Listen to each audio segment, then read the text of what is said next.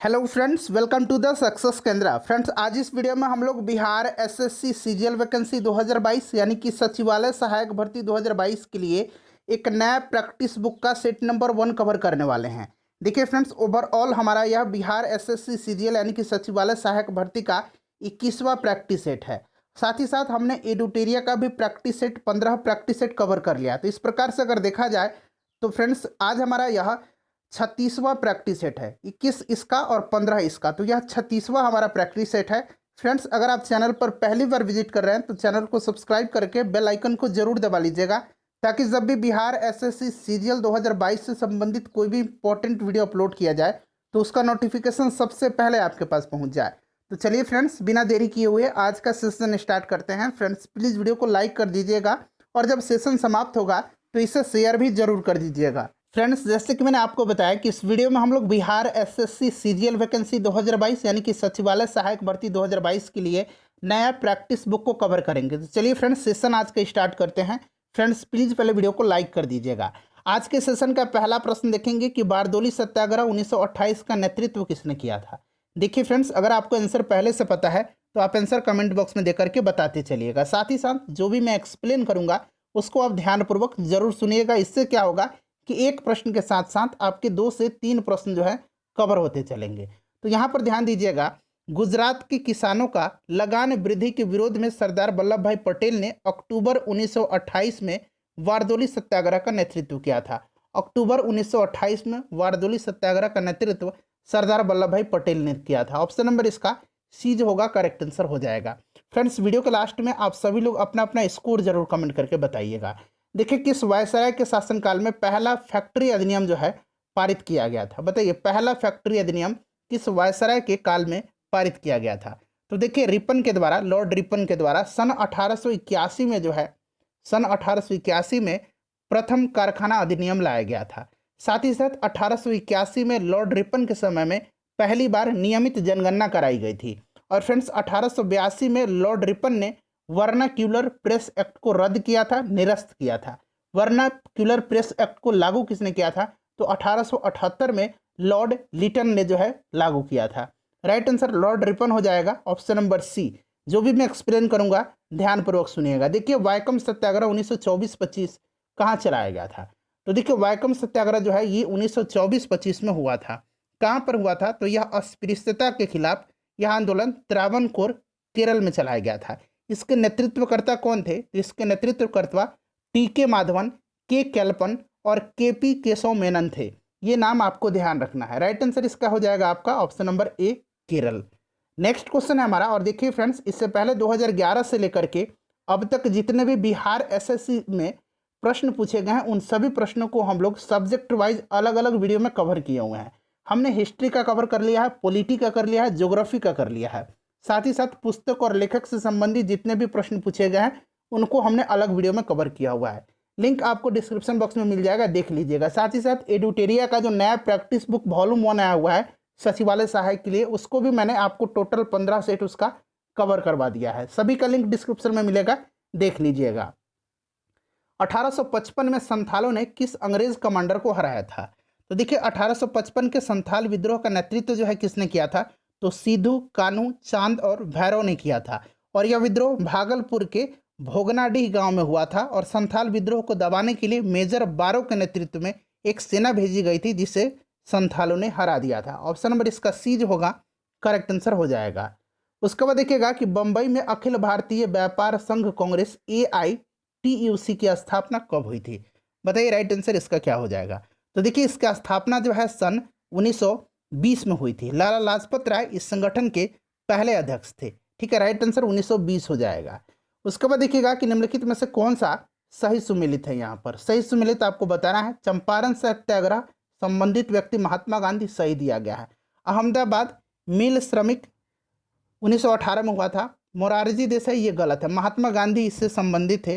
खेड़ा सत्याग्रह सरदार वल्लभ भाई पटेल, बिल्कुल सही दिया गया है। तो 1 और 3 जो होगा इसका करेक्ट आंसर हो जाएगा, यानी कि option number C correct answer इसका हो जाएगा। उसके बाद नेक्स्ट क्वेश्चन देखेंगे कि कलिंग युद्ध की विजय तथा क्षत्रिय का वर्णन अशोक के किस शिलालेख में है? तो देखिए फ्रेंड्स, कलिंग युद्ध का जो विजय का वर्णन है वह अशोक के 13वें शिलालेख में है। ऑप्शन नंबर इसका डी राइट आंसर हो जाएगा। इसमें कलिंग युद्ध का वर्णन है 13वें शिलालेख में, और अशोक के हृदय परिवर्तन की बात कही गई है, और इसी शिलालेख में पड़ोसी राजाओं का भी वर्णन है। कौटिल्य द्वारा रचित अर्थशास्त्र कितने अधिकरणों में विभाजित है? तो देखिए फ्रेंड्स, कौटिल्य द्वारा रचित अर्थशास्त्र जो है यह कितने अधिकरण में विभाजित है? तो ध्यान देंगे, यह 15 अधिकरण और 180 प्रकरण, ठीक है, 180 प्रकरण और 15 अधिकरण में विभाजित है। राइट आंसर इसका ऑप्शन नंबर डी हो जाएगा। क्लियर, ध्यान रखेंगे, ठीक है। और इसी का जो छठा अधिकरण है, छठे अधिकरण या छठे अभिकरण में राज्य के सप्तांग सिद्धांत का वर्णन किया गया है। सप्तांग सिद्धांत, ठीक है। चलिए, राइट आंसर ऑप्शन नंबर इसका डी हो जाएगा। उसके बाद देखिए, विजयनगर साम्राज्य अपने उद्भव के लिए आभारी है? तो हरिहर और बुक्का। राइट आंसर इसका ऑप्शन नंबर बी हो जाएगा। विजयनगर साम्राज्य की स्थापना 1336 ईस्वी में हरिहर और बुक्का नामक दो भाइयों ने किया था, ठीक है। नेक्स्ट क्वेश्चन है हमारा कि मुस्लिमों को सेना में नियुक्त करने वाला विजयनगर का प्रथम शासक कौन था? तो देखिए, मुस्लिमों को सेना में नियुक्त करने वाला विजयनगर का जो प्रथम शासक था वो देवराय प्रथम था। Option number A right answer इसका हो जाएगा, ठीक है। इसी के शासनकाल में इतावली यात्री निकोले कोंटी जो है विजयनगर की यात्रा की थी, याद रखेंगे, ठीक है। चलिए आगे बढ़ेंगे कि 1565 ईस्वी में कौन सा प्रसिद्ध युद्ध हुआ था? तो 1565 में जो है तालीकोटा का युद्ध, जिसको कि राक्षसी तंगड़ी का युद्ध कहा जाता है, इसको बनीहट्टी का युद्ध के नाम से भी जाना जाता है, ठीक है। यहाँ पर ऑप्शन दिया गया है, आप पहले सभी ऑप्शन को देख लीजिएगा, ठीक है। देखिए, एक मिनट रुक जाइए। हाँ हाँ, यहाँ पर देखिए, पानीपत का प्रथम युद्ध 1526। खानवा का युद्ध जो है ये कब हुआ था? तो खानवा का युद्ध 1527 में हुआ था। उसके बाद पानीपत का दूसरा युद्ध जो है यह कब हुआ था? तो दूसरा युद्ध पानीपत का 1556 में हुआ था। तालीकोटा का युद्ध 1565 में हुआ था। उसके बाद देखिए, भारत के उपराष्ट्रपति के संबंध में कौन सा कथन असत्य है? इसमें से असत्य कथन आपको बताना है। तो देखिए, उपराष्ट्रपति का चुनाव संसद के दोनों सदनों के चुने हुए सदस्यों तथा मनोनीत सदस्यों द्वारा अप्रत्यक्ष रूप से अनुपातिक प्रतिनिधित्व पद्धति के अनुसार एकल संक्रमणीय मत के द्वारा होता है, ठीक है। चलिए, उपराष्ट्रपति का जो उल्लेख है यह अनुच्छेद 63 में है।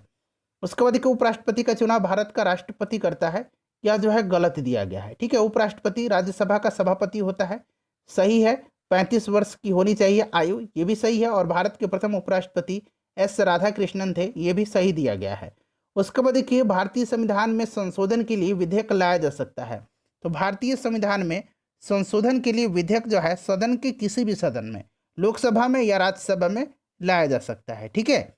चलिए, तो राइट आंसर इसका हो जाएगा या तो लोकसभा या राज्यसभा में। नेक्स्ट क्वेश्चन है कि निम्नलिखित उच्च न्यायालयों में से कौन से एक से अधिक राज्य केंद्र शासित प्रदेश के लिए न्याय प्रशासन देखता है? तो देखिए, ये गुवाहाटी हाई कोर्ट है, ठीक है। इसका जो अधिकार क्षेत्र है वो असम, अरुणाचल प्रदेश, नागालैंड, मिजोरम इत्यादि राज्य आ रहे हैं, ठीक है। तो राइट आंसर इसका हो जाएगा Guwahati. Option number C right answer इसका हो जाएगा, ठीक है। चलिए, उसके बाद नेक्स्ट क्वेश्चन है कि अगर भारत के राष्ट्रपति के चुनाव में कोई विवाद हो तो उस विवाद को सौंपा जा सकता है। तो यह सौंपा जाता है किसको? राइट आंसर इसका क्या हो जाएगा? सर्वोच्च न्यायालय को। सर्वोच्च न्यायालय को सौंपा जाता है, तो भारत के सर्वोच्च न्यायालय को, ठीक है। अच्छा फ्रेंड्स, इसमें थोड़ा सा यहाँ पर मैं आपको बताना चाहूँगा कि अगर बात करें तो वर्तमान में कितने हाई कोर्ट हैं? तो 25 उच्च न्यायालय हैं, याद रखिएगा इसको, ठीक है। चलिए, तो राइट आंसर इसका हो जाएगा भारत के सर्वोच्च न्यायालय को। क्लियर। चलिए, उसके बाद देखिएगा कि भारतीय संविधान के लिए प्रथम संशोधन विधेयक हुआ था। तो प्रथम संशोधन 1951 में हुआ था, ठीक है। प्रथम संशोधन 1951 में हुआ था। तो राइट आंसर इसका ऑप्शन नंबर बी हो जाएगा। सिक्किम भारत का एक राज्य बन गया था। तो देखिए, सिक्किम जो है 35वां संविधान संशोधन अधिनियम 1974 के तहत सिक्किम को भारतीय संघ के सह राज्य का दर्जा दिया गया था। और 36वां संविधान संशोधन 1975 के तहत सिक्किम को भारत का 22वां राज्य बनाया गया था। तो यहाँ पर देखिए 36वां नहीं दिया गया है, 35वां है। इसके अंतर्गत जो है इसको सह राज्य का दर्जा दिया गया था। तो इस हिसाब से option number C right answer इसका हो जाएगा। भारत सरकार के राजस्व का प्रधान स्रोत क्या है? तो राजस्व का जो प्रधान स्रोत है वो आपसे पूछा जा रहा है, बताइए इसका राइट आंसर क्या हो जाएगा? बताइए करेक्ट आंसर इसका क्या हो जाएगा? तो देखिए फ्रेंड्स, राजस्व का जो प्रधान स्रोत है यह है प्रत्यक्ष कर। ऑप्शन नंबर इसका ए जो होगा राइट आंसर हो जाएगा, प्रत्यक्ष कर है, ठीक है। अच्छा, प्रत्यक्ष कर के बारे में जान लीजिए। प्रत्यक्ष कर जो है ये क्या होते हैं? तो राइट आंसर इसका हो जाएगा आयकर, निगम कर, संपत्ति कर, उत्तराधिकार कर, धन, उपहार कर, सीमा, कृषि धन, ये सब होते हैं। ठीक है, चलिए आगे बढ़ेंगे। और अप्रत्यक्ष कर के बारे में आपको पता है कि अप्रत्यक्ष कर जो होता है वो आपका कौन सा हो जाएगा? सेवा कर होगा, केंद्रीय उत्पाद शुल्क, सीमा शुल्क, ये सब होता है। जीएसटी भी अप्रत्यक्ष कर है। आगे बढ़ेंगे कि पंचवर्षीय योजना की कौन सी अवधि सत्य नहीं है? बताइए राइट आंसर इसका क्या हो जाएगा? पंचवर्षीय योजना की कौन सी अवधि जो है सत्य नहीं है? तो यहाँ पर आप देखेंगे 1966 से 1971 यह गलत दिया गया। 1966 से 1969 तक जो था 3 वार्षिक योजनाएं तैयार की गई थी, जिसको कि योजना अवकाश कहा जाता है। आगे बढ़िएगा कि भारत में नियोजित अर्थव्यवस्था आधारित है। तो भारत में नियोजित अर्थव्यवस्था जो है यह आधारित है।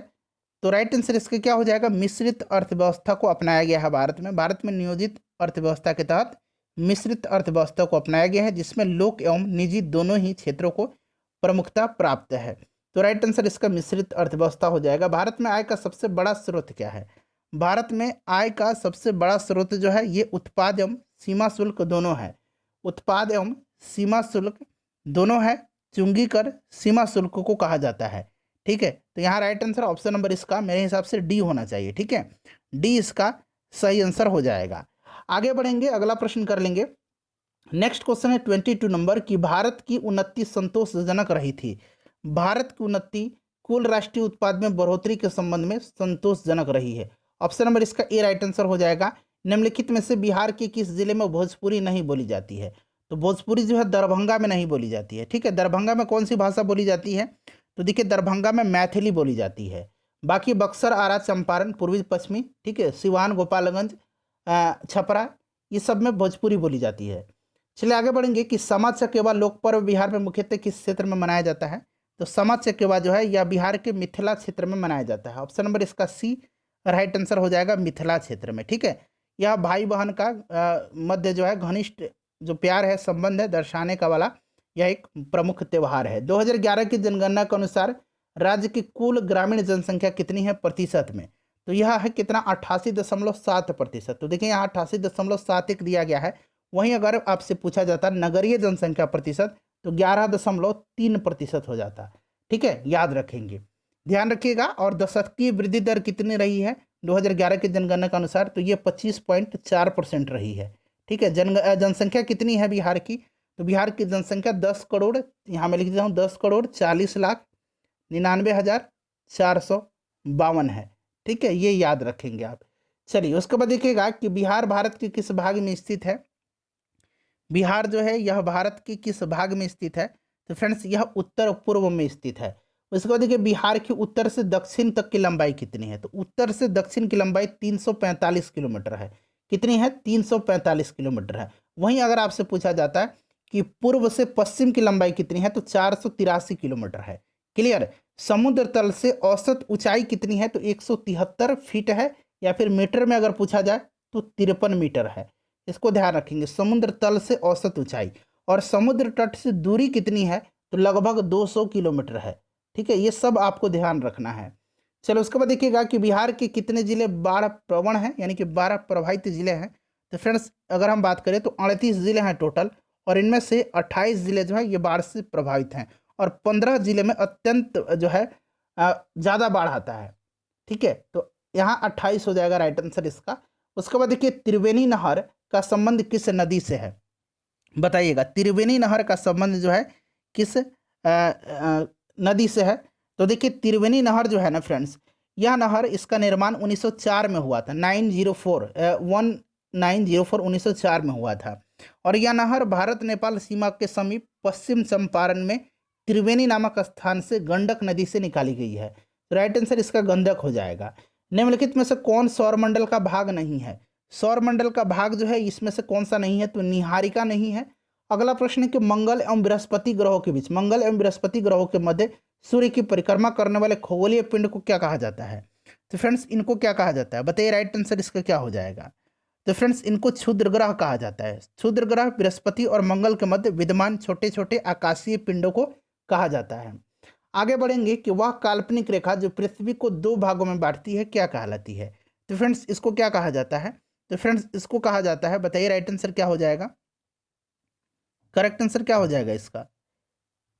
तो देखिए इसका जो करेक्ट आंसर हो जाएगा फ्रेंड्स, ये आपका हो जाएगा भूमध्य रेखा, जिसे कि विषुवत रेखा भी कहा जाता है। ठीक है, कर्क रेखा आपको पता है कि भारत के कितने राज्यों से होकर के गुजरती है? तो 8 राज्यों से होकर के यह गुजरती है। सतलज नदी का उद्गम पूछा गया है। सतलज नदी का उद्गम जो है यह दक्षिण पश्चिम तिब्बत में समुद्र तल से 4600 मीटर की ऊंचाई, ठीक है, 4600 मीटर की ऊंचाई पर इसका उद्गम जो है मानसरोवर के निकट राकस ताल झील से है। ठीक है, राकस या राक्षस ताल, ध्यान रखेंगे। राइट आंसर इसका क्या हो जाएगा?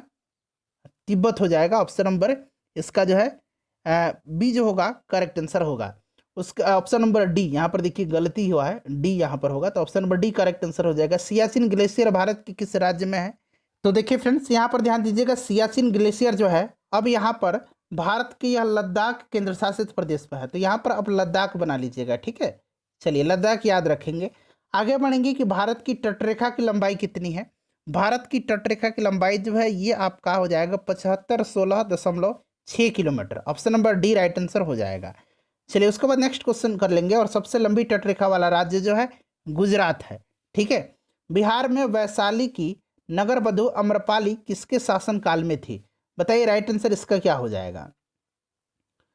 तो देखिए इसका जो करेक्ट आंसर हो जाएगा फ्रेंड्स, ये आपका हो जाएगा वैशाली की वजी संघ के इतिहास की प्रसिद्ध लिच्छवी राज्य नृत्यांगना थी। ठीक है, अम्रपाली। तो राइट आंसर इसका क्या हो जाएगा? लिच्छवी हो जाएगा। ऑप्शन नंबर ए जो होगा इसका करेक्ट आंसर हो जाएगा, ऑप्शन नंबर ए लिच्छवी। ठीक है, याद रखिएगा।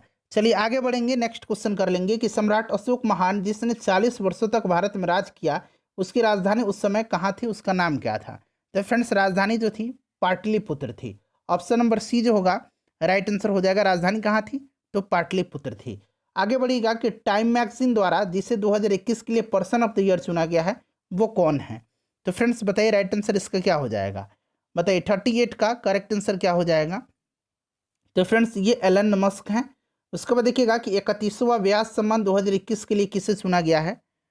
तो किसको चुना गया है? असगर वजाहत को चुना गया है। ये प्रश्न ऑलरेडी मैंने आपको कराया भी हुआ है, करंट अफेयर वाला बीपीएससी का जो हमारा सीरीज चल रहा है उसमें आप लोग भी देखिए। करंट अफेयर किसी पार्टिकुलर एग्जाम के लिए नहीं होता है, किसी भी एग्जाम की तैयारी कर रहे हैं आप करंट अफेयर देख सकते हैं।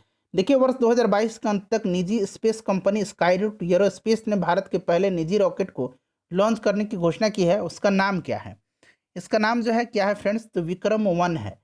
आगे बढ़िएगा कि निम्नलिखित में से किस देश को अंतर्राष्ट्रीय समुद्री संगठन परिषद में 2 साल यानी कि 2022 से 23 तक के लिए पुनः सदस्य चुना गया है? तो यह किसको चुना गया है? तो फ्रेंड्स यह जो चुना गया है यह चुना गया है भारत को। उसके बाद देखिएगा कि वर्ष 2021 से 25 तक के कार्यकाल के लिए किस देश को यूनेस्को का कार्यकारी सदस्य चुना गया है? तो फ्रेंड्स यह चुना गया है भारत को। ध्यान रखिएगा। राइडर कप किस खेल के खिलाड़ियों को दिया जाता है? तो राइडर कप जो है यह किस खेल से संबंधित है? तो राइडर कप जो है यह संबंधित है गोल्फ से। ठीक है, चलिए आगे बढ़िएगा कि निम्नलिखित में से कौन सा भारत का जुड़वा शहर नहीं है? भारत का जुड़वा शहर जो है इसमें से कौन सा नहीं है? तो करेक्ट आंसर हो जाएगा त्रिशूर और त्रिवल्ला। ठीक है, उसके बाद अब यहाँ पर देखिएगा प्रीतिजकर दिया गया, एक पुलितजर होता है। ठीक है, ये प्रीतिजकर है। प्रीतिजकर पुरस्कार एक अंतर्राष्ट्रीय पुरस्कार है जो किस क्षेत्र के लिए दिया जाता है, यही पूछा गया है किस क्षेत्र में योगदान के सम्मान के लिए दिया जाता है। तो प्रीतिजकर जो है यह आर्किटेक्ट के क्षेत्र में दिया जाता है, यानी कि वास्तुकला के क्षेत्र में दिया जाता है। ठीक है, चलिए आगे बढ़ेंगे, नेक्स्ट क्वेश्चन कर लेंगे कि हमारे देश में वन महोत्सव दिवस कब मनाया जाता है? तो वन महोत्सव दिवस जो है यह कब मनाया जाता है फ्रेंड्स? बताइए राइट आंसर इसका क्या होगा?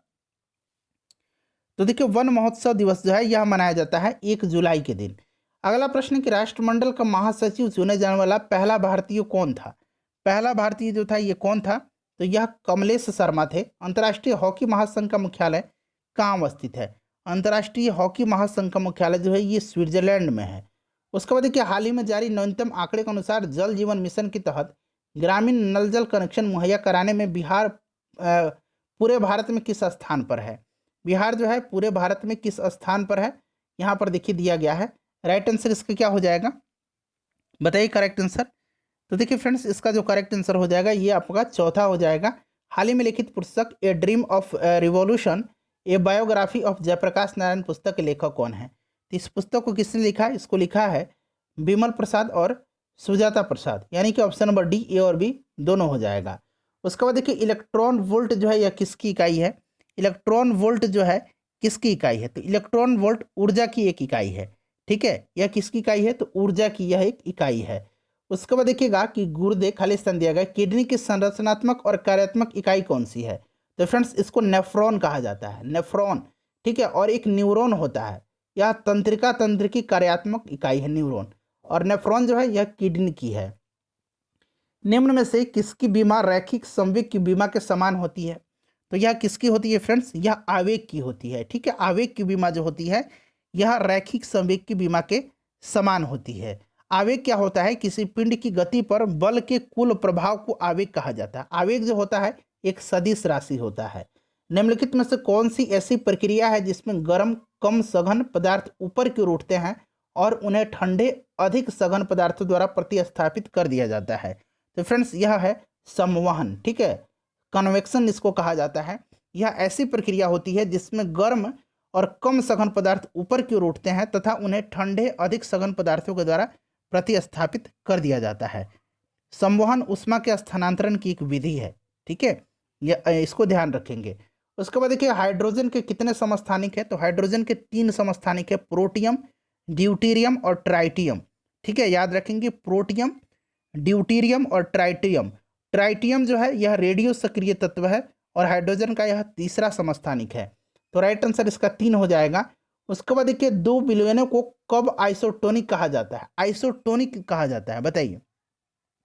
दो विलयनों को जब उनका परासरण जो है, परासरण दाब जो है समान होगा तब उसको आइसोटोनिक कहा जाता है।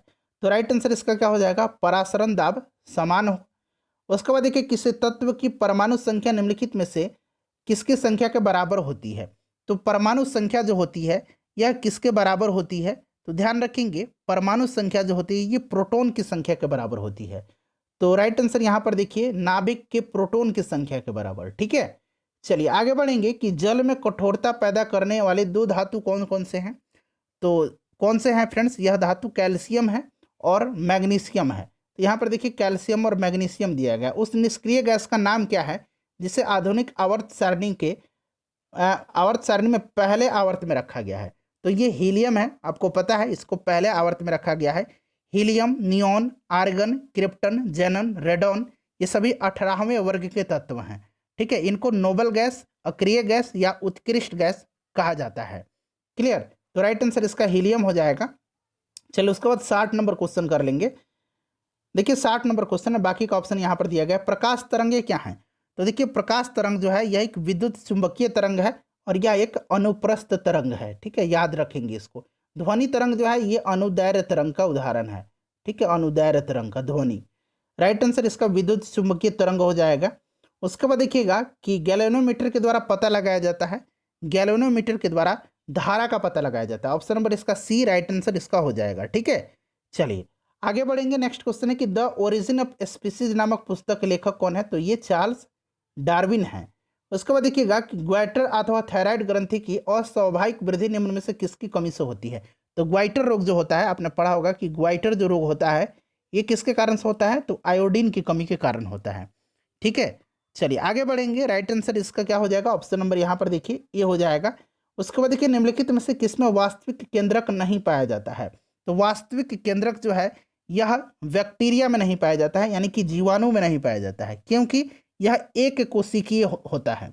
ठीक है, उसके बाद देखिए उपापचयी एंजाइम यानी कि मेटाबॉलिक एंजाइम अनुपस्थित होता है।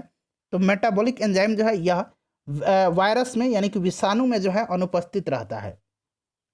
प्रथम विषाणु खोजकर्ता, तो विषाणु की खोज किसने किया था? तो विषाणु की खोज इवानोस्की ने किया था।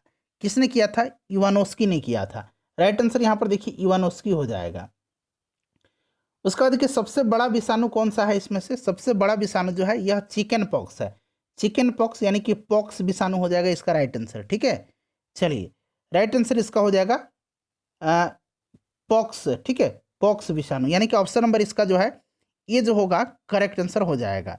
चलिए उसके बाद आगे बढ़ेंगे। नेक्स्ट क्वेश्चन कर लेंगे कि किस शारीरिक प्रक्रम से थ्रोम्बिन का संबंध है? तो थ्रोम्बिन जो होता है ना इसका संबंध ब्लड क्लॉटिंग से है। ब्लड क्लॉटिंग यानी कि रक्त जमाव से है। राइट आंसर इसका हो जाएगा रक्त जमाव।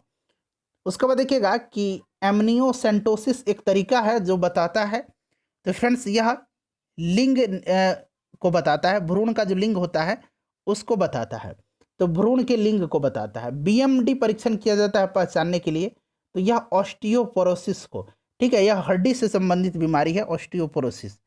तो बोन मैरो डेंसिटी इसका फुल फॉर्म होता है, बोन मैरो डेंसिटी।